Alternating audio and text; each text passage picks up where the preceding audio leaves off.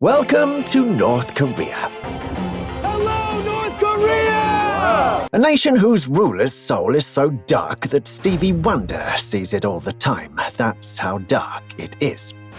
I mean, let's face it, every young woman's dream is to be handpicked and forcefully taken away from her family by the government scouts to join a secret group of singing, dancing girls who sexually please the high-ranking officials and members of the ruling elite. Right? Well, in North Korea, that dream is a reality, introducing the Pleasure Squad, or Joy Brigade, where young women as young as 13 years old are taken from their families, rigorously trained in the art of entertaining and forced to provide sexual services to high-ranking officials. It's like a twisted version of the Hunger Games, except instead of fighting to the death, they're fighting to keep their virginity. It's not all bad, though. The Pleasure Squad members get to live a life of luxury, at least compared to the average North Korean citizen. They're said to have access to forbidden luxuries such as food, clothing, and even makeup. They're basically living the high life just as long as they're willing to entertain the elite in any way they see fit. It's like being a VIP at a really exclusive, really creepy, and really illegal club. And the best part, the women aren't allowed to leave the premises without permission so they can truly focus on the task at hand, pun very much intended, and make sure the elite are satisfied in every way possible. And what about sexually transmitted diseases? Oh, don't worry. The government is kind enough to regularly check the women for STDs because nothing says pleasure like a government-mandated gynecological exam performed by a severely underpaid doctor. Sarcasm. And let's not forget, the Pleasure Squad members are also trained in other arts, so basically they are the ultimate package deal. They can sing, dance, massage, and pleasure all in one package. It's like having your own personal harem, but with less autonomy and personal freedom. But jokes aside, the existence of these pleasure squads in North Korea is a controversial and highly secretive topic. The origins of these pleasure squads can be traced back to the 1970s when North Korean leader Kim Jong Un began to establish them as a way to reward and please high-ranking members of the government and military. But really, between you and me, I think it was because he was just a horny, sick freak. These women were chosen for their good looks, singing and dancing abilities, and overall obedience to the regime. They were then divided into three groups, one that was used for sexual services, one group for dancing and singing parties, and one where the women were trained to give massages, chiropractic treatments, even give injections. Injections? Yeah, injections. The existence of these pleasure squads was not publicly acknowledged by the North Korean government until the early 2000s, when a defector named Kim Jong Un came forward with information about them. Since then, various other defectors have come forward with similar stories, and it's believed that these groups continue to exist in North Korea, even today. In 2010, a woman known as Mi Yang defected to South Korea, claiming to have been in Kim Il-sung's pleasure squad for 2 years.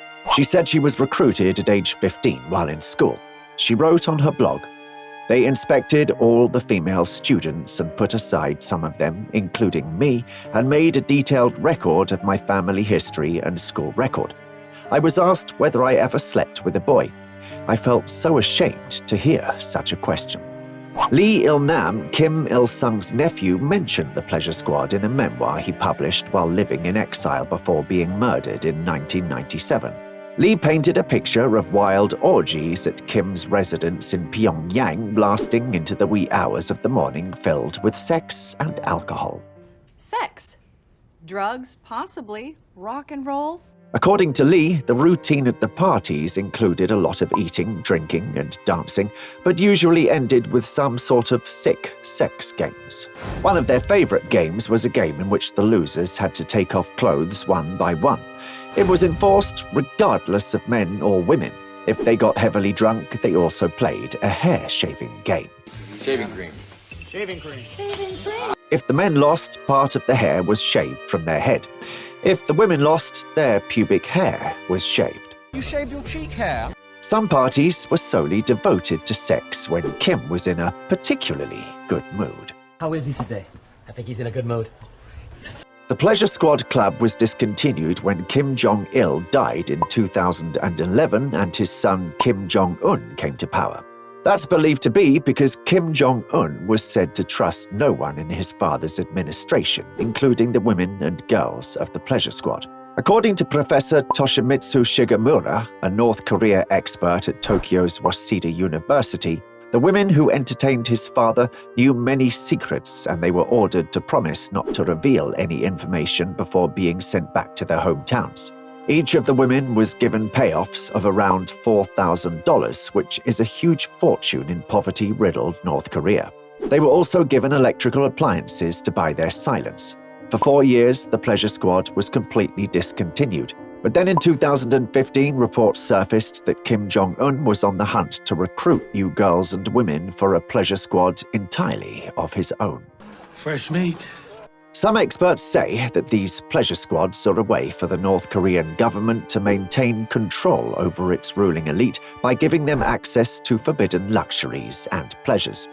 Others argue that it is a way for the regime to reward and bribe officials who are then more likely to remain loyal to the government.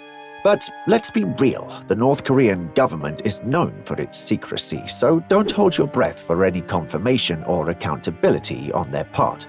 The use of pleasure squads by the North Korean government is a horrific use of power, and it's crucial that the international community continue to address this issue.